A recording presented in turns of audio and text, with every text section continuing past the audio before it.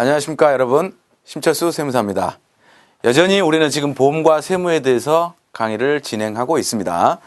이번 시간에는 보험과 세무 중에서 보험과 상속재산에 대해서 알아보는 시간을 갖도록 하겠습니다. 여러분들 중에 그렇게 생각하시는 분들은 없을 거예요. 보통 이제 잘못 알고 계시는 분들 중에 보험을 들면 비과세다, 전액 다 비과세가 되기 때문에 보험을 상속과 증여로 연결시켰을 때도 비과세가 될 것이다. 근데 이거는 전혀 잘못 알고 있는 겁니다. 왜냐? 여기서 말하는 비과세라고 하는 거는 보험의 차익에서 발생된 이자 소득에 대한 종합소득세가 비과세 된다는 것이지 상속이나 증여세가 비과세 되는 것은 아닙니다. 세금이 붙습니다. 상속이든 증여든 보험과 관련이 돼 있으면. 그렇기 때문에 오늘 여기 상속재산을 알아봄으로써 보험과 상속이 어떻게 관련이 되는지를 알아보도록 하겠습니다. 이제 저희들이 보면은 우리들이 보통 얘기를 하다 보면 좀 헷갈렸던 부분들이 풀면 보험에 대한 상속인데 여러 가지로 뭐 설명도 되고 뭐 계약자, 수익자, 뭐 피보험자 뭐 여러 가지 권리 관계가 나오는데 오늘 딱 정리하고 가는 겁니다. 우리 심철수 세무사 안에 두 가지로 공식을 세웠습니다. 일단 헷갈리시지 않게 보험과 상속 관련해서는 일단 보험금의 상속이 발생하는 거고요.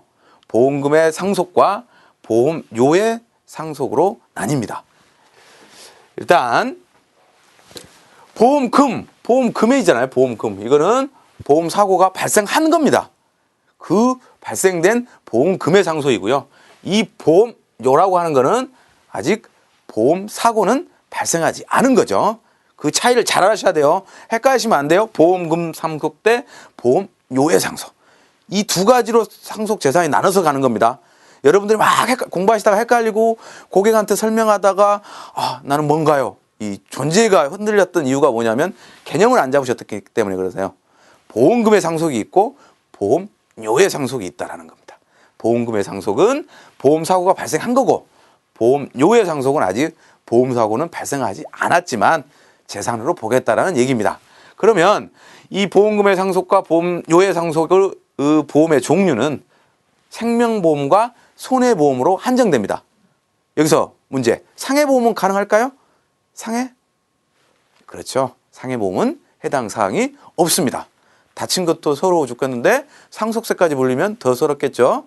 그래서 생명보험과 손해보험만 해당이 되는 그러한 그 상속 재산과 관련된 보험이고요.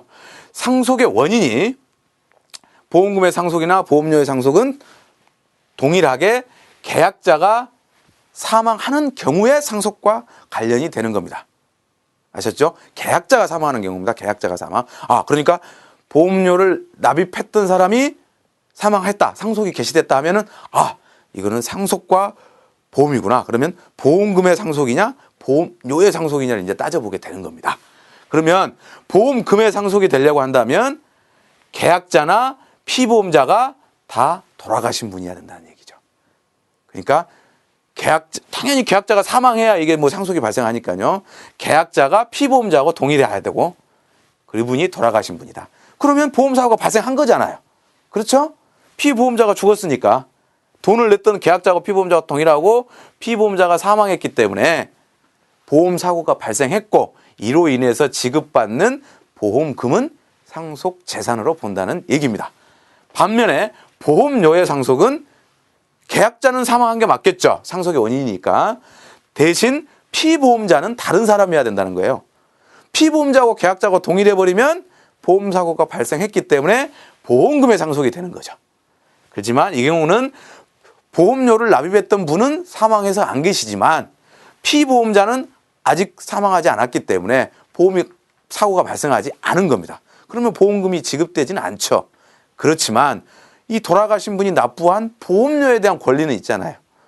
보험료를 내놨으니까 그 권리, 즉 보험료에 대한 권리가 상속된다라고 보는 겁니다. 그래서 보험료의 상속이라고 정의를 하는 겁니다. 전문적인 용어로 보험료의 상속은 없어요. 제가 만들어낸 말입니다. 하도 헷갈려 하시니까 이 두 가지 경우를.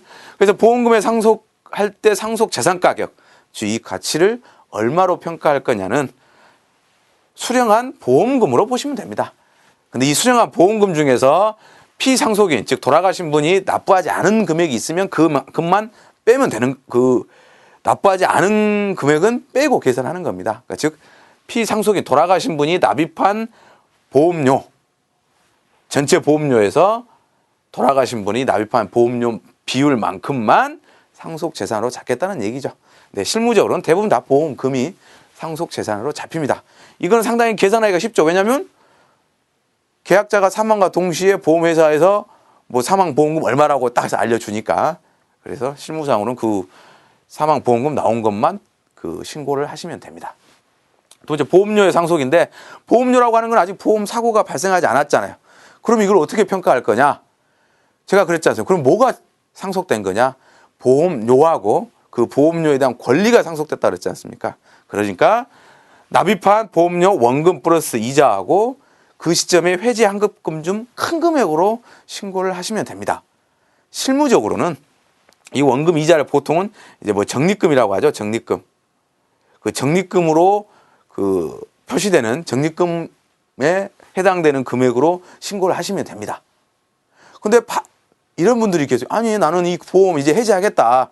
아버님이 들었던 보험인데 나하고는 별로 필요가 없기 때문에 해지하고 싶다. 근데 해지 환급금이 받아봤더니 적립금보다 훨씬 적더라.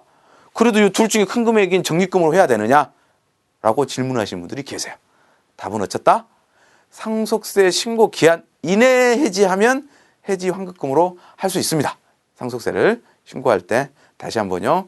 해지를 하려고 하더라도 상속세 신고 기한 이내, 즉 6개월 이내에 해지하시고 신고하시면 실제로 해지 환급금으로 신고는 하실 수 있습니다. 상속재산에 대해서 알아봤습니다. 마지막으로 정리를 해드리면, 우리가 보험이 무조건 뭐 상속세가 증여세가 비과세 되는 건 아닙니다. 세금을 납부하셔야 되는데, 상속과 관련된 보험은 보험금의 상속이 있고 보험료의 상속이 있다는 것을 이번 시간에 정리를 해 주시는 게 가장 중요한 이슈였던 것 같습니다. 그리고 이러한 상속이 이루어지려고 한다면 계약자의 사망이 있어야 된다는 것을 꼭 확인하셔서, 계약자가 사망했다라고 할 경우에는 상속재산과 연관이 있다는 걸 꼭 염두에 두시기 바랍니다. 감사합니다.